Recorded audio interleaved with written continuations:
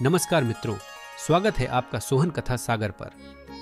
आज हम सुनेंगे एक ऐसी कथा जो केवल पौराणिक घटना ही नहीं बल्कि एक गहरी सीख भी है।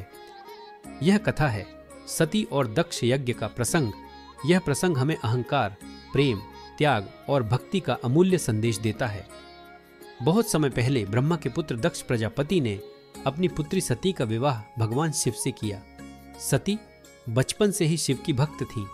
उन्हें विश्वास था कि शिव ही उनके जीवन का परम लक्ष्य हैं। विवाह के बाद सती अपने आराध्य अपने पति शिवजी के साथ कैलाश पर्वत पर रहने लगी। शिवजी तपस्वी जीवन जीते थे। गले में सर्प, शरीर पर भस्म, जटाओं में गंगा और साधारण सा वस्त्र। सती इस सादगी और त्यागमय जीवन में पूर्ण आनंद का अनुभव करती थी, परंतु उनके पिता दक्ष को शिव का यह स्वरूप स्वीकार नहीं था। दक्ष का मन सदैव राजसी ठाठ बाट में रहता था।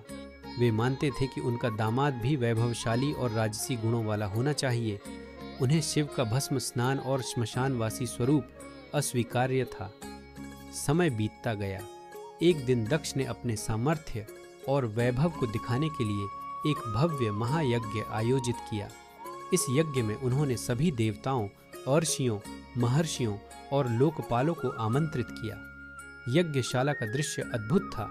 सोने चांदी के वेदियां, सुगंधित पुष्प, वेद मंत्रों की गूंज और देवताओं की उपस्थिति। परंतु एक बात विशेष थी, इस यज्ञ में शिव और सती को आमंत्रण नहीं दिया गया। जब सती को यज्ञ के बारे में पता चला तो वे अत्यंत उत्साहित हुईं। उन्होंने भगवान शिव से कहा, स्वामी, मेरे पिता ने एक बड़ा यज्ञ आयोजित किया है। एक पुत्री होने के नाते मेरा वहां जाना कर्तव्य है। शिव ने शांत स्वर में कहा, देवी, यह यज्ञ केवल अहंकार का प्रदर्शन है। जब हमें आमंत्रण ही नहीं मिला तो वहां जाना अनुचित होगा। वहां हमारा अपमान भी हो सकता है। परंतु सती का हृदय दुविधा में था। वे सोचने लगी, यह तो मेरे पिता का घर है। पुत्री को वहां जाने के लिए किसी निमंत्रण की आवश्यकता नहीं होनी चाहिए। आखिरकार सती ने अकेले ही यज्ञ में जाने का निश्चय किया। सती जब यज्ञशाला पहुंची तो चारों ओर देवताओं और ऋषियों की भीड़ थी। सबका आदर किया जा रहा था, परंतु जैसे ही उनकी नजर पड़ी सब मौन हो गए। सती ने अपने पिता दक्ष से पूछा, पिताश्री, आपने इस महायज्ञ में सबको स्थान दिया, परंतु मेरे पति देवों के देव महादेव का नाम और स्थान क्यों नहीं रखा?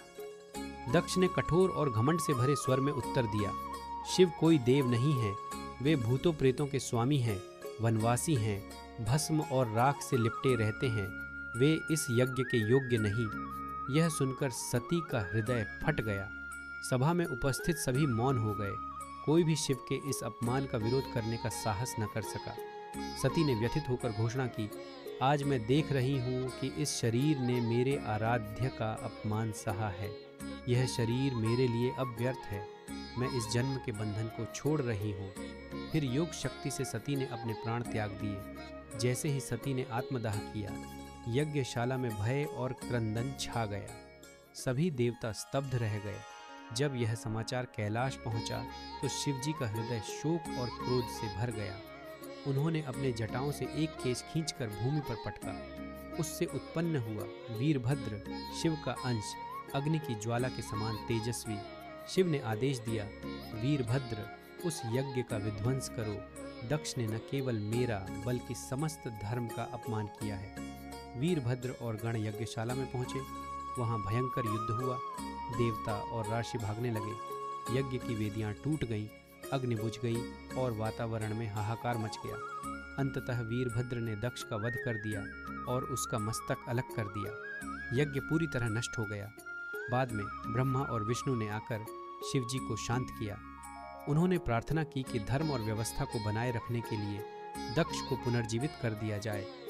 भगवान शिव ने अपनी करुणा दिखाई और दक्ष को जीवित किया, परंतु उसका सिर बकरे का लगा दिया ताकि उसका अहंकार सदैव लज्जित रहे। शिवजी सती के शरीर को लेकर शोक में तांडव करने लगे। उनके तांडव से संपूर्ण ब्रह्मांड कांपने लगा। तब भगवान विष्णु ने अपने सुदर्शन चक्र से सती के शरीर को खंड खंड कर दिया। जहाँ जहाँ सती के अंग गिरे वहाँ वहाँ शक्तिपीठों की स्थापना हुई, जो आज भी पूजनीय है। साथियों, यह कथा केवल पौराणिक प्रसंग नहीं बल्कि जीवन की शिक्षा है। यह हमें बताती है कि अहंकार हमेशा विनाश लाता है। साथ ही यह हमें शिव और शक्ति के अटूट संबंध की याद दिलाती है। सती का त्याग, शिव का क्रोध और अंततः करुणा, यही जीवन का सत्य है। इसी संदेश के साथ आज की कथा यहीं समाप्त होती है। अगले प्रसंग में हम और भी दिव्य कहानियाँ लेकर आएंगे। जय भोलेनाथ।